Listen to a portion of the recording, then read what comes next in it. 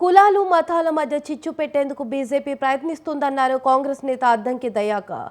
రాహుల్ గాంధీ కులంపై దుష్ప్రచారం చేస్తున్నారని మండిపడ్డారు. బీజేపీ దిగజాడు రాజకీయాలు జనం నమ్మరన్నారు.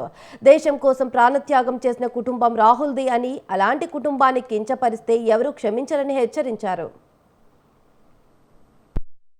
బీజేపీ బిల్లా రంగాలు కొత్త డ్రామాకు తెరలేపిండ్రు. ఒకవైపు కిషన్ రెడ్డి, మరొక వైపు బండి సంజయ్. రాహుల్ గాంధీ కులం అంటూ, లేదంటే రేవంత్ రెడ్డి అభివృద్ధి అంటూ ఈ రెండు అంశాలు తెర మీదకి తెచ్చి ఎమ్మెల్సీ ఎన్నికల్లో రాజకీయ లబ్ధి కోసం ఎప్పుడు కూడా పొలిటికల్ డ్రామాలు వేయడం అనేది పరిపాటే. రాజకీయాల కోసం మాత్రమే ఎప్పుడైనా సరే మాట్లాడతారు తప్పితే రాష్ట్ర ప్రయోజనాల కొరకు ఏ రోజు మాట్లాడిన దాఖలాలు లేవు. వీళ్ళని ఢిల్లీలో డైరెక్టర్లు ఎవరు లేరు. తెలంగాణలో వస్తారు, ఇక పరమానంద శిష్యుల్లాగా ఓ కయ్య మొత్తుకుంటా ఉంటారు.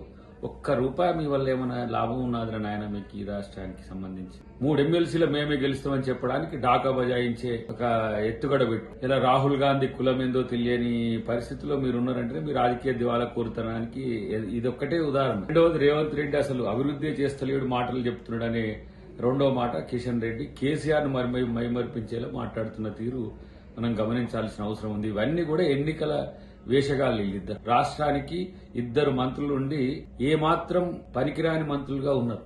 బీజేపీ